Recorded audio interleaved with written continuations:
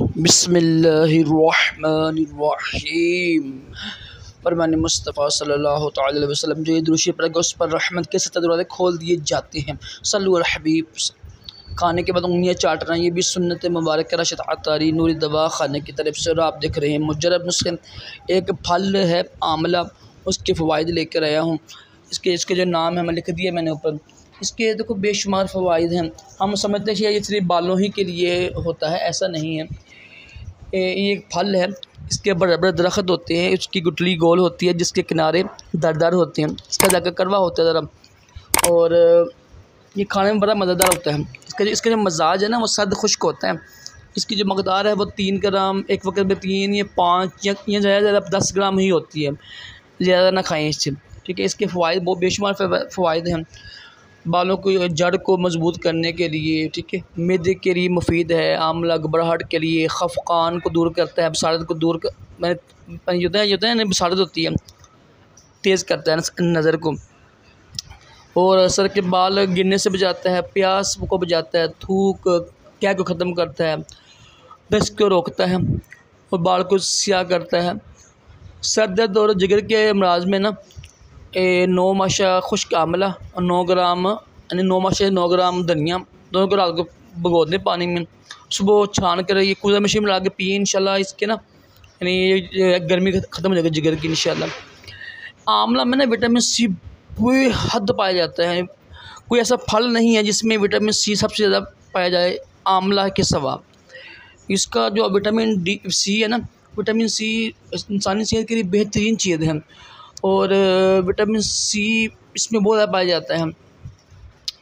तो लेकिन इसके नुकसान ये कि ये कब्ज़ करता है, ठीक है। जिनका मैदा कमज़ोर है वो ना इस्तेमाल करें। वो ज़रा इसका मूसले भी है, इसका मूसले जो है ना वो शहद है और रोगने बादाम है, और ये क़ुव्वत हाफ़ज़ा के लिए मुफीद है, दिल के लिए बेहद मुफीद है, दिमाग के लिए मुफीद है, और शुगर वालों के लिए भी मुरब्बा भी खा सकते हैं। इसका मुरब्बा भी होता है, इसका अचार भी डालते हैं, चटनी भी बनाते हैं, ठीक है, और इसमें काफ़ी चीज़ें बनती हैं, अचार भी बनता है, तो मुख्तलिफ होते हैं। तो जैसे इस्तेमाल करेंगे वैसे वो हो जाएगा उस हिसाब से ना। तो ये उम्र कम यानी ना जल्दी बुरा नहीं करता है। ब्लड प्रेशर के लिए, शुगर के लिए, कोलेस्ट्रॉल के लिए बेहतरीन चीज़ है ये। नज़र की मुहाफ़ज़त और मौसमी बीमारी के लिए, बाल गने वगैरह करता है, ये बड़े बड़े इसके काम हैं। इसके अलावा भी जो है ना सर दर्द के लिए, दिमाग की थकन ख़त्म करने के लिए, बदन का दर्द ख़त्म करने के लिए, सुस्ती, चेहरे के दाग महास में भी काम आता है ये, ठीक है। जिससे मोटा बनाता है, बवासीर ख़त्म करता है, पुरानी से पुरानी खांसी के लिए भी बेहतरीन चीज़ है। और लेकिन ज़रा इसका इस्तेमाल तरीका होता है ना इस्तेमाल करने का भी ना, और फेफड़ों के लिए बेहतरीन चीज़ है, दिल के लिए बेहतरीन चीज़ है ये। कहते हैं दिल का दो धड़कते तो दिल कमज़ोर हसरात के लिए बेहतरीन चीज़ है। मुरब्बा खाएँ, इसका मुरब्बा भी होता है, अचार भी होता है, वैसे भी सबूब भी होता है।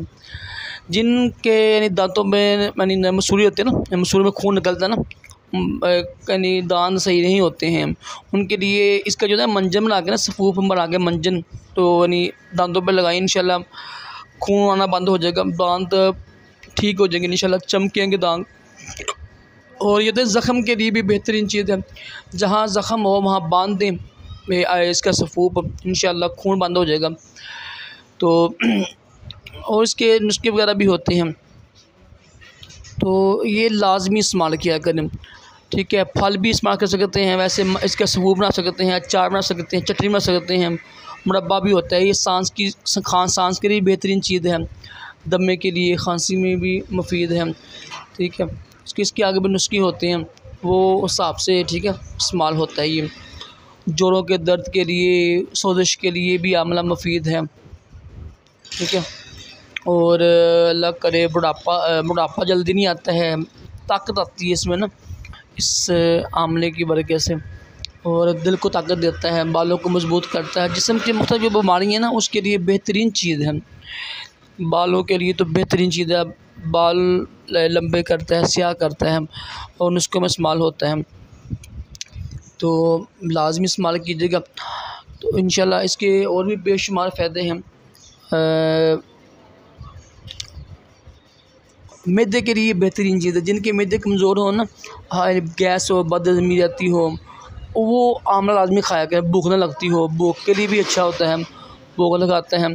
तो ये इसके कुछ फ़ायदे थे जो मैंने आपको अर्ज़ किए हैं। देखो हर जड़ी बूटी के फ़ायदे होते हैं, ख़ास तौर पे ये विटामिन सी के लिए बेहतरीन है। कोई ऐसा फल नहीं दुनिया में, सबसे ज़्यादा विटामिन सी इसमें पाया जाता है आंवला में, और ये बेहतरीन है। इसके जूस बना के पिया करें, जूस भी बेहतरीन है दिल के ताकत के लिए, ठीक है। और शुगर वालों के लिए बेहतरीन चीज़ है। खून की कमी के लिए, चर्बी ख़त्म करने के लिए कोई भी जड़ी बूटी हो ना, तो उस का इस्तेमाल करने से पहले उसके अंदर फ़वाइद जानना बहुत ज़रूरी होते हैं, ताकि ये पेशाब के लिए पेशाब भी ना, पेशाब को बढ़ाता है, सही पेशाब खुल के आता है, ठीक है। कच्चा भी सही है, मुअत्तल किस्म का ये, और भी इसके फ़ायदे हैं। तो मैंने ये अर्ज़ करा था, जड़ी बूटी जितनी भी होती है ना, उसके इस्तेमाल करने से पहले ना उसके फ़वाइद जानना बहुत ज़रूरी होती है कि इसका मज़ाज क्या है, किन के लिए बेहतरीन है, किन के लिए अच्छा नहीं है, तब ज़्यादा फ़ायदा होता है। अगर जड़ी बूटी की यानी पहचानना ना होगी तो फिर फ़ायदा नहीं होता है। ज़्यादा कि किसके लिए अच्छा है, किसके लिए अच्छा नहीं है ना, सारी बातें इसमें ही बयान की जाती हैं। उम्मीद है वीडियो अच्छी लगी होगी आपकी। अल्लाह पाक हम सब को भी अपनी नेमत खाकर शुक्र अदा करने की तौफीक अता फरमाए। और ठीक है, सल्लल्लाहु अलैहि हबीब।